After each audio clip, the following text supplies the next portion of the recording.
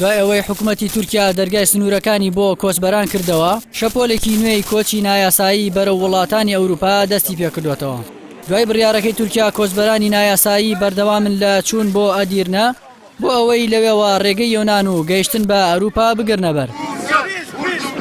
بەڵام یۆنان ڕێگە نادات بۆ کۆچبەرانە بچنە خاکی وڵاتەکەیەوە. ئەوە دوای کردووە هەزاران کۆچبەر لەو سنوورە بمێننەوە.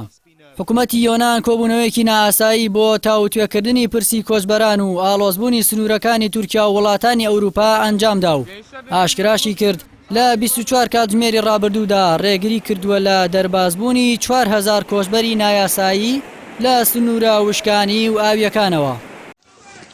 هاوکات پێکدادان و شەڕ و ئاڵۆزی لە نێوان هێزە سنووریەکانی یۆنان و کۆچبەران لە سەر سنوور بەردەوامە. پۆلیس گازی فرمێسک ڕێژ بەکاردەهێنێت. بەشێک لە کۆچبەران تووشی تەنگەنەفەسی بوون.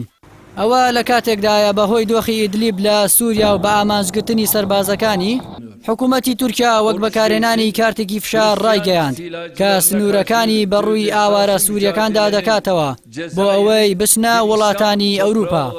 سەرۆک کۆماری تورکیا لە بارەی دۆخی پەنابەران لە تورکیا و واڵاکردنی دەواازەکان بەڕوویاندا ڕایگەیاند. ئێمە ناتوانین بەرپرسیارەتی زیاتر لە 3 ملیۆن پەنابەر بە تەنها هەڵبگرین و پێویستە وڵاتانی دیکەی ئەوروپاش هاوکار بن.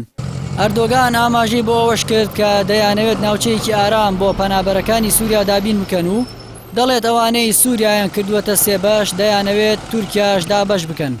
بە پێی زانیاریەکان لە ئێستادا نزیکەی 18,000 کۆچبەری نایاسایی لە سنوورەکانی تورکیا و وڵاتانی یەکێتی ئەوروپادا هەن و ئەگەری هەیە ژمارەکە بگاتە 25,000 پەنابەر.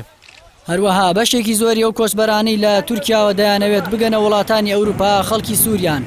ئەوانی دیکەش خەڵکی ئەفغانستان و عێراق و پاکستان و چەند شوێنێکی دیکەن.